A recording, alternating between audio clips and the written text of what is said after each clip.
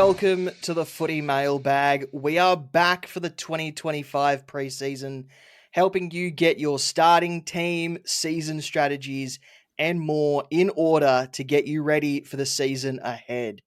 My name is Damo, and returning to the co-host chair after a little hiatus for a very good reason is Clarky. How are you, mate? I'm good. I'm back from paternity leave. Yeah, we didn't tell the people why you were gone because you kind of told me you didn't want it to be out in the world when it first happened. But we can tell people that you've now got a little girl in the world. You've now got a little you know a dad. That's it. And as with the joys of fatherhood, it means that I was completely disconnected from the rest of the earth for the last 3 months, which Hey, as feels you should crazy. be. A good reason to be honest. Yeah, it's a very busy time, but it's great. I love being a dad. Um, we're very lucky to have a gorgeous little baby in the world now that's going to grow up with so much hope and love and compassion. And lots of super coach uncles. Yes, so many Supercoach uncles. So we've started the preseason. We've got the podcast out early. We've dusted off the microphones because the team picker has dropped. And I guess the biggest elephant in the room is the new flex position. Lots of different strategies that people will play around with in the preseason. And we will actually have an episode in January that comes out that is dedicated to the flex position.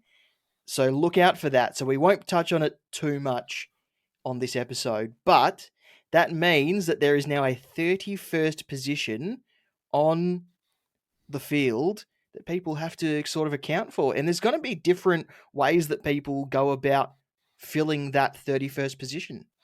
Yeah, it's an interesting one, isn't it? Because fans of the other non-spoken format might be a bit more acquainted with the idea of how to use a flex, but when you're applying it in a completely new context like Supercoach, being such a specifically weighted scoring system, it's really interesting how you can even consider using it. I think that's still being developed. So we've got a really interesting preseason where we get to see people coming up with ideas that are outrageous and ideas that we just go, huh, that just makes sense.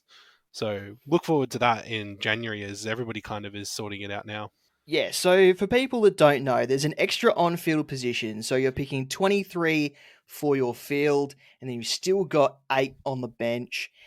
Only 22 scores actually count for your round score, but during buy rounds it drops down to 18. So you essentially get a really nice free hit during the buy rounds when it's best 18.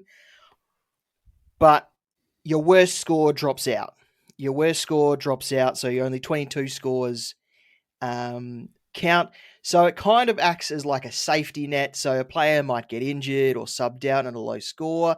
And now you don't have to worry about a subpar score ruining a good round that you might be having. Unless you have more than one, in which case. And as you say, there'll be new tactics that people will enforce, and so that brings another dimension to set teams apart as well, because people will use it in different ways. I think early on it feels like people will want to will want to use it for extra cash generation, and then later in the season we'll put another player that can go big, another player with a nice high ceiling. So it's another dimension to set teams apart, as I said. So could we see more key position love? Because everyone hates selecting key forwards, but if their worst score is going to drop out of your round score, then I can see the likes of a Charlie Curnow, your mate Harry Mackay, even a Tom Lynch. Someone might go crazy and pick like a Josh Tracy or a Jacob Van Rooyen or someone like that eventually, and we might see some more key position love thanks to the flex position. Yeah, I think it depends on. It comes down to your individual strategy, like with a lot of these things, where some people are willing to use that position, will probably be willing to use that position to take a punt on these guys that are matchup specific. And I think that's probably where in my head, that's where the key position love comes from, right? Because we know Tom Hawkins would always kick 10 goals against Essendon. kind of deal. So if you can get your key position player on a round where you go, hang on, this matchup is actually really, defender positive, forward positive, whatever. That's where we find it. So it's going to be interesting as well because it is still a limited trade format. So using that flex position in conjunction with your bench is probably where that strategy is going to be super interesting. Personally, I don't think I can take the risk. Yeah, for sure. I mean, we'll speak more about the flex position when the episode that we create comes out in January. So, as we said at the top, the team picker has come out. So, straight away, people will be scouring the market looking for some clear bargains. So, as I go down the list, the first name that sticks out to me, who comes in at 451k, is Clayton Oliver, who returned to preseason early. Looks like he's in really good fitness. And we've seen this guy go 110 plus easily. And I mean, people are locking him into their teams at this early stage for a good reason. I think it's impossible to look past him. Like we have every year, and especially in the midfield this year, I think there's a lot of players who were just a bit off what we could reasonably expect them. Clayton Oliver certainly had a lot of speculation around the reasons for his downfall, whether it was culture based, whether it was personal based, when the reality is probably somewhere in the middle, as it always is between the media and real life. I think you can't look past him, considering that so far, by all accounts, he's really seems to have recommitted himself. He's, like you said, he's turned up early. He seems ready to work. He's going to be in a position to be as fit as he possibly can be. There's no reason why he can't return to his strengths in that midfield group as Melbourne as a whole are sort of looking to reorient themselves as contenders in the league. Yeah, for sure. And I mean, Christian Petrarca is also coming back cheaper because he couldn't play after that rib injury, but there's a 100k difference between them, and you're going to get pretty much the same output if they're going to perform at their peak. To save 100k, especially at this early stage, I think Clayton Oliver kind slightly puts himself above Petrarca as a selection, but they are both good picks at their prices. Petrarca comes in at 556k, but Oliver at 100k cheaper just seems like a nicer selection at this stage.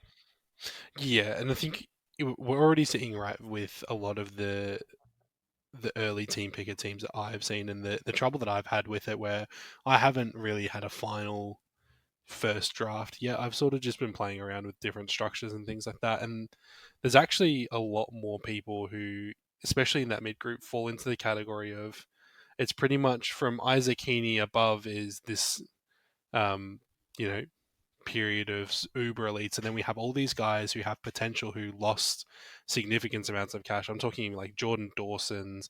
I'm talking even Caleb Sarong. I would say is underpriced for where he has been in the past.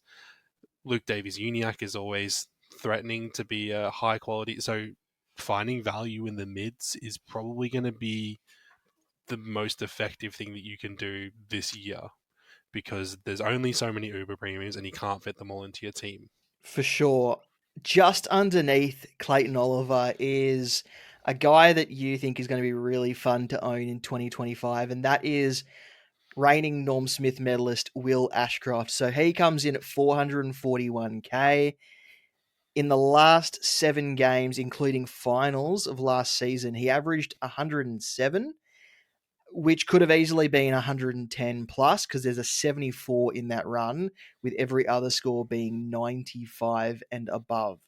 So this guy at 441k, you'd assume he he's going to go to another level in 2025 because last season he just came back from an ACL, was inserted pretty much straight away after his recovery, after every box was ticked in that.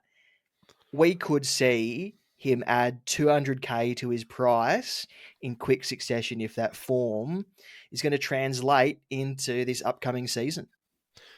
Yeah, Prince Charming would have found his way into my team last year, barring the injury, just based off his his rookie season. And there's really a need for him to continue that form. He is a key cog in that Brisbane machine.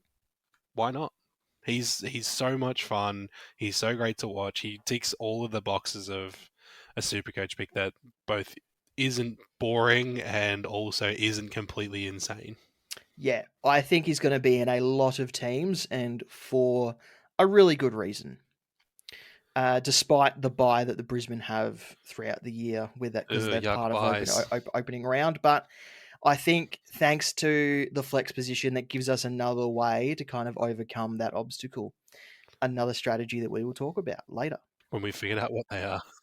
A guy that people are flocking to. He's not entered my team yet, but Jack McRae, he crossed from the Bulldogs to St Kilda. He is 392k. He's available as forward only, so no midfield eligibility yet. But he's 392k, and he's got the Supercoach history to, back people in to select him, but I don't trust him in a St Kilda outfit that is still trying to work out what their best midfield is.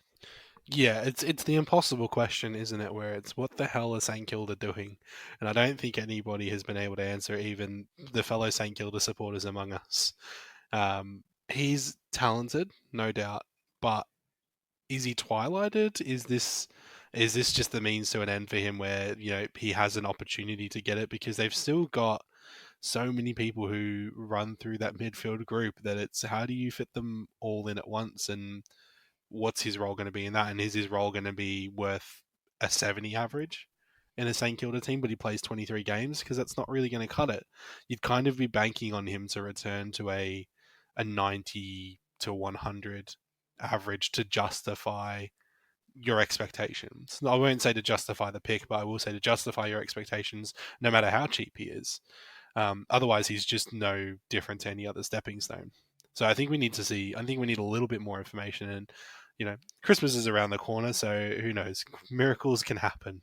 And another guy that changed clubs in the off season, who's about 3k cheaper, Bailey Smith at Geelong. He does have dual position eligibility forward mid, 389k.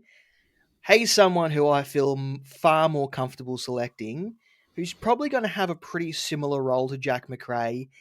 And Patrick Dangerfield has already spoken glowingly about him out of midfield drills this preseason. It's kind of hard with Bailey Smith, isn't it? Because we don't have the benefit of seeing him in action over the last 12 months, where we kind of have this. I don't know about you, Dama, but I have this perspective of McRae being on the outer no matter where he lands at this point. And Bailey Smith is probably, even though he hasn't played any football, been one of the most hotly discussed talents moving clubs. So around the similar price point, like you said, it's almost worth the risk. But I think we still need a bit more information. I don't know if you feel at all jaded by the difference in the conversation between the two, regardless of ability. Yeah, I mean, for me, I feel like it's going to be Smith or McRae. And right now, Smith is the one that I'm leaning towards. But that could quite easily turn into McRae with some preseason performances to sort of kind of sway me in the other direction. I feel more comfortable that Smith has been brought in for a clear midfield role at Geelong, whereas at St Kilda, they're still trying to work out their best forward mix, midfield mix, even their back line, because they had those departures as well. We don't know where Jack McRae could end up as the season progresses.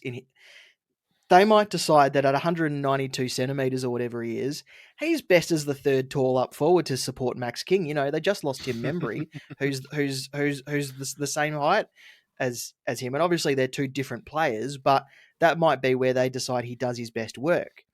So I feel more comfortable with Bailey Smith. I probably sound like a scientist with those pins and the bits of yarn and all that, talking about Jack McRae playing as the third tall, but it's just I feel more comfortable with Bailey Smith at this stage, and for me, it seems to be one or the other in terms of the way I'm structuring my team. Yeah, I think that's going to be actually a really good discussion this preseason. Is going to be Bailey Smith versus McRae, just Yeah, because you want to be limiting your risk. Absolutely. So we'll move to defense really quickly because Callum Mills is 357k. We don't know what Dean Cox, the new coach of the Sydney Swans, is going to do with Callum Mills. Obviously, didn't play a lot of last season, first due to the shoulder injury and then due to, I believe it was a hamstring injury or a calf injury or something along those lines. But at 357k, he's really cheap, and we've seen him go 110 plus average in the midfield. But is that where Dean Cox is going to play him? I mean, at worst, he's still going to add about 150 to 200k onto his price. I think. I think. It's hard with Callum Mills, isn't it? Because Sydney now have that awful question of, okay, you've gotten rid of Horse, who by all means, wasn't a terrible coach. Like I understand the conversation around him, and I don't know how you feel about Damo, but I feel like even though he had a losing grand final record split, that's still a lot of grand finals to some of us clubs who have played two in 25 years and lost one. Um, how much is Dean Cox going to change from what was being done previously? Is it going to be strategy? Is it going to be personnel? Is it going to be position? So Callum Mills could go either way at this point. I'd probably be reluctant to say that he would oust any of that like that core mid group of Heaney, Warner, Goulden. And we still know Sydney has a lot of raw young talent that's actually also very mid capable. So does Mills just settle back into a defensive role? And does that still make the juice worth the squeeze? It's one that's going to have to watch over the preseason, and of course, another who will be subjected to the early buys as Sydney are part of opening round as well. Boo, buys. Now into the midfield, 352k. This guy exploded onto the scene. Leckdog loved him as a draft selection. James Peatling at the Crows. He burst onto the scene. He averaged 65 and a half because of some early sub games. Went bananas in the back end of the season as a midfielder for the Giants. Wasn't signed, decided to move to Adelaide. I think all other 17 clubs all met with him to try and get him across. I really like James Peatling as a selection, and he was on really low time and ground for the Giants. So I think there's only upside for him regardless of what he averages. So whether he turns into a premium or a stepping stone at 352k, I think he's someone that people are overlooking because he doesn't have the dual position eligibility because he was just a midfielder towards the back end of the year. So he didn't get that percentage split that we all look for. But I still think the Crows have really jumped onto a really, really good one in James Peatling. And I think it's going to be really Supercoach relevant in 2025. What was his starting price before he went crazy last year? It was rookie priced. Ballpark, I yeah. believe I believe it was rookie priced. So this is a question. When when do you draw the line of, okay, I can gamble on this guy moving forward even further? Like he's priced at a 65 ish average. So Yeah, averaged 65.5. so in terms of the Crows and the changes that happen at the Crows, what do you see as the role that elevates him further? Because the Crows did bring in a lot of talent through trades, and not just the draft. Yeah, so obviously brought in Isaac Cumming, Alex Neil-Bullen, drafted Sid Draper. Those guys will all be in their best team. I think the Crows needed to remove some of their passengers though. So there's going to be some guys that played 22, 23 games for them last season that that aren't gonna be there very much in 2025. So I think he's gonna take one of those places, and I think one of the positions that the Crows really needed to bolster with Matt Crouch not being very quick, kind of being slow, Rory Laird and reaching the end of his run as a midfielder. Even Jordan Dawson was kind of playing two positions because they didn't have enough quality both on halfback and through the midfield. So I think it's going to be a beneficial role to both people around him at the Crows, but also for the Crows themselves as a midfielder. We could see a starting midfield at the Crows of Dawson, Peatling, and Draper, with small stints from a Laird, from a Saligo, from a Rankin, those that type of that type of mix. So I really like Peatling as an option. Preseason dependent. We need to see some performances from him in the preseason to see his role. And we know Matthew Nicks doesn't change things much. He's very much a creature of habit. So what you see is what you get a lot of the time with where he places players and what he does with them. I think that Peatling is going to be one of those guys that we just select because we see way too much from him in the preseason to ignore. Okay, yeah, I can see that. The next guy, so we're going back to St Kilda, that people are really looking at because he had a massive end to the last season as well, like Peatling. Mateus Philippou, centre bounce midfielder in his last few games for the Saints. Again, he's probably sits in that same Jack McRae basket, but given his age, given his body style, given the type of player that he is, I think I trust him more than McRae to make a difference and stay in that midfield. I'm at 313k, dual position. Where are you sitting on Mateus Philippou, Clarky? Can't even look at him. I don't trust St Kilda as a whole, which may have come through before when we were talking about McRae.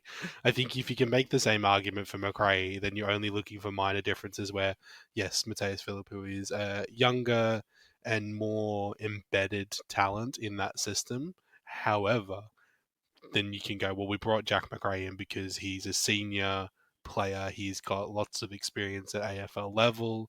You know, this is a guy who's a cog, and there's also a reality where they both end up as part of that group and both end up forcing each other to score poorly. I haven't personally been able to take the risk, but he is someone that I watch with interest. I think at this very, very early stage, which, you know, I said all of preseason this year, the year of our Lord 2024, the preseason is the best time ever because you are not wrong. Nothing you say is wrong. It doesn't matter. It could all happen. It's all possible. Um, so I think one that you need more data on. And to be quite honest, I think that we won't get that data until probably, you know, the first 5 to 6 rounds have eventuated themselves, which means that I probably wouldn't be looking to start him. A lot of people have McRae and Philippou locked into their forward lines. We even saw Tim Mitchell post a screenshot that said, if you aren't starting this forward line, then you aren't playing Supercoach in 2025. And he rightfully copped a lot of flack for it. He's admitted that himself. But yeah, I am inclined to agree with you that St Kilda is still playing around with their best structure. And until they find it, it's hard to trust anyone at I the would love to Saints. publicly say as well that Tim being unapologetically Tim in public is my favorite Supercoach thing ever, and it truly means that we're back, baby. We love you for it, Tim. Don't ever stop. Gideon Coleman sat out last season because Now we're he talking. suffered an ACL injury. He is 269k. If you selected him at 398k last season, I think you have to select him at 269k this season. It's just a matter of how he fits. Yeah, Premiership defense. Tom Duday also to fit into that team as well. How does he fit is my only question. well, he's still the same talent that he is beforehand. So there's obviously a strategy that existed before the season 2024 that involved him as a key cog, and we know his ability. So I think as well, judging by Will Ashcroft, the recovery program they have in place for ACLs is phenomenal in allowing, you know, these performers to come back to their truest ability. So I don't know. He's one that at 269k, I'm comfortable selecting him in my starting side as a speculative pick. And then if that turns out to change in the preseason or the role isn't there or he starts looking a bit different because we know obviously Dane Zorko, Boo has also been injected into that halfback sort of area. So it's just a question of what's the next evolution for Brisbane to stay one step ahead of the competition. They proved that they were the best team last year, but the thing is about being a good team for a year is that every other team will start studying you because they want to be you and they want to be better than you. So they will need to evolve in some way, and maybe he's a missing cog in that plan that just lets them continue their success. 269, like who's questioning that as value at this time of the year and this time of the day, located entirely in our kitchens? And at exactly the same price is Caleb Daniel, new North Melbourne recruit, available as a forward mid, but is probably going to be stationed across halfback for North Melbourne. North Melbourne have already had a match simulation, and the reports out of that, believe it or not, in December, is that he is going to be a really important part of the Kangaroos moving the ball out of their back half, and we might get the old Caleb Daniel back at 269k. Yeah, let's put Caleb Daniel into the team that already has like 40 different halfbacks. Um, we've got Harry Sheasel, we've got Zach Fisher. Is he still alive? You've got Caleb Daniel now. Who else can we possibly inject into that position? They've got to fit Colby McKercher in there somewhere. Yeah, exactly. Um, Once again, who are you arguing with for 269 in our forward, like in a forward line? I probably wouldn't put him in the mids, but as a forward option that could hopefully have, maybe 4 to 5 weeks of a good run, you then identify who the next best person is and you jump up. Jobs are good, and I think that's perfectly cromulent to start Caleb Daniel. I'm just going to go through some quick names. We won't spend too much time on them, if any time at all. But other names that stood out as being really good value: Nathan O'Driscoll is 198k, Edwin Allen is 194k. We won't talk about that yet. Hang on. Sam Powell Pepper is 180k. Elijah Hewitt is 122k. Neil Erasmus is 119k. James Leake is 119k. Sardell Hawley is 119k. There is some nice, cheaper options that aren't fresh faced rookies that we need to have a good look at. Absolutely. Now, if we do move over to the rookies, the players who have just been drafted, a few names that people will be really excited to start. We'll start in defense. Toby Travalia. He's at the Saints. He might be someone that we can trust because he is bottom basement price, 172k. He was average. He had like 200-point averages for fun in his lower leagues. So I think he is someone who we need to select. Bo Allen at the West Coast. He played state league footy for Peel in the Waffle. Was one of their best on grand final day as well. That helped the league side get the trophy there. Riley Bice is a mature age that player that Sydney drafted out of Werribee. And then you've got to the midfield, and it's just stacked with Harvey Langford, Josh Smiley, Leo Lombard, Levi Ashcroft, Sid Draper, Xavier Lindsay, Sam Lawler, Jagger Smith, Finn O'Sullivan. We're not going to tell you to pick any rookies yet because it's freaking December. We don't know what things are going to look like, but there are names that are already buzzing around that people will be looking at. Isaac Kako is another one up forward.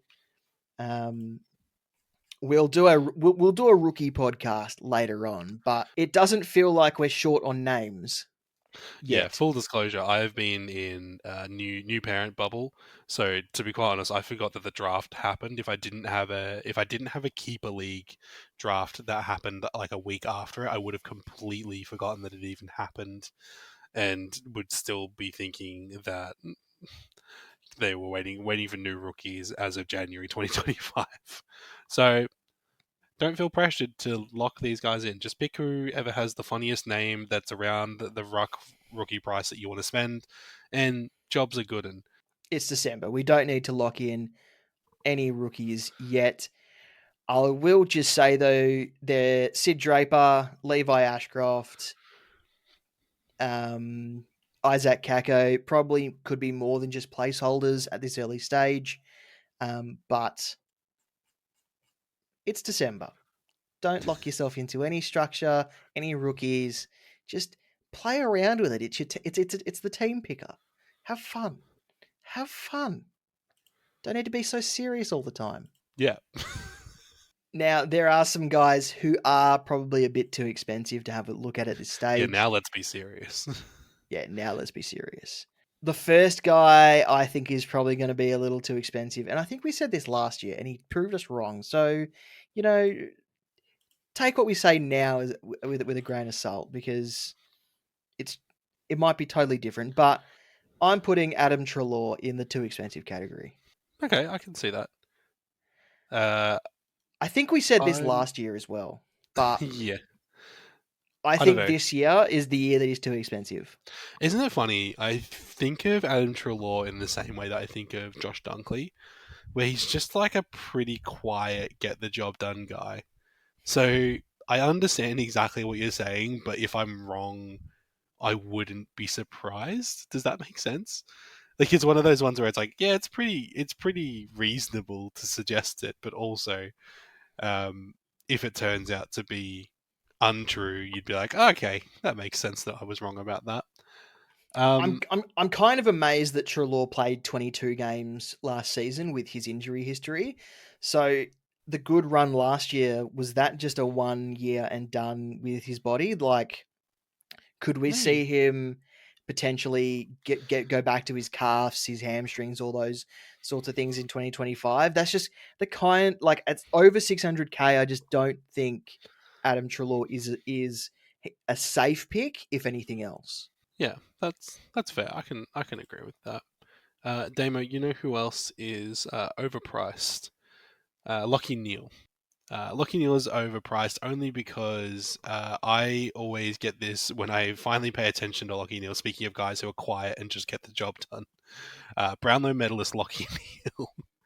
um, I find that he sometimes can start the seasons a little bit slow, and then build into it, and then I always find a way to buy him into my team somewhere sort of like halfway through the year around upgrade season, and then I'm just happy with the end of year because he's just there.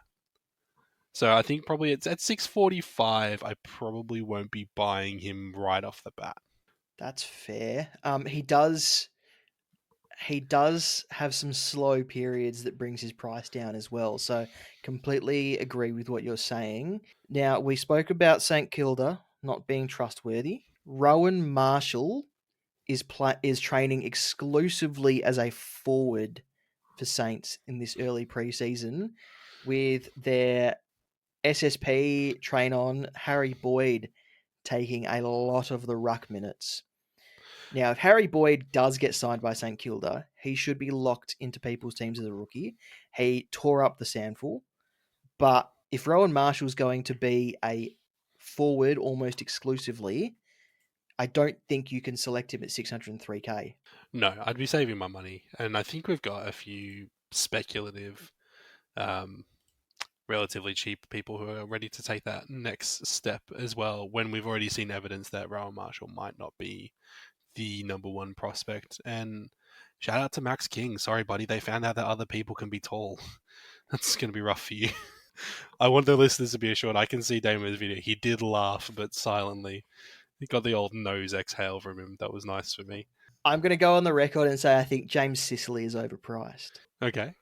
Is this what we're doing now? We're going to do a little back and forth where we can just be wrong with each other. Uh, Hey, look, it seems to be working, so this is how it's going to be for the next few minutes. I think James Sicily is actually adequately priced. Tom Barris, Josh Battle. They said that Sam Frost is still a part of their best team. So where does James Sicily go? He's up forward, right? Because they need someone who can actually mark and kick the ball. Carl Shadir is out injured as well. They don't have Mitch Lewis until mid-season. So just James Sicily, you're going up forward. We saw it at stages last year when they needed to ice the game. I think he's going to be up there a lot more in 2025, which will probably bring his average down quite a bit. I think at 532k, he's overpriced. I'd argue with you, Damo, that James Sicily is actually a very good forward, so he's adequately priced because he'll score well, as evidenced during his time spent forward in this year. But what you're saying is completely correct. I'll go again. Harry Sheezel is overpriced. I disagree. Oh, okay. Go on then. At 635k, yes, you're picking him as a defender, but he is going to be exclusively an inside mid in 2025, and they will want to feed him the ball and want him to feed the ball out to other people as well. I don't disagree. Uh, I disagree with his ability to score as he has not spent an extended period as an inside mid. I think he will have some time where he needs to find his feet in that being an exclusive role for him, as in like a season long role. And I don't think I can outlay 635 for him. I definitely would pick him up, but I don't know if I can pay that for a guy who I don't think is going to average 120. And he's so close to it now with his sort of mixed role last year, but still sort of banked off a few games, I think, where he kind of had that halfback role to himself again. I think he spent enough time getting midfield minutes last season to build on what he was doing to eventually get a full time role in 2025. I really like him at Very well. 635k. Take I it. Take completely what you want disagree from that he's that overpriced. list. I think we'll finish up there. So that's it for this episode of the Footy Yeah, it's good to Mailbag. be back. Clarky, it was good to have you I back. once again, full disclosure, listeners, I struggle with these preseason episodes that are so early, but they're so much more fun because I can't be super wrong, apart from about Harry Sheezel, apparently. um, my Christmas message to all of you is that you should have The fun if most you're playing wrong. with your team picker over the holidays, but mostly remember that Supercoach is not serious, and to spend time having fun with the people who love Supercoach and send them stupid teams that you're never going to actually pick but are really funny because they're all Melbourne players, and see whatever mid max score you can create, but also have a safe and happy holiday period. I will break up this outro just to let you know. We all Yes. know Azza, who does stats and all that for us every now and then. He sent me a team when the team picker first opened, and it was all players priced between 300 and 400k. And Yeah, see? I hate It's admitting possible. that it actually looked It okay. just takes a big math guy to do it. If you haven't given us a rating on your listening platform of choice, please do so. It helps new listeners find us. Yeah, And the footymailbag.net. check out our website, We're Clarky. on there. Damo's been posting some articles while I've been off, which has been really good.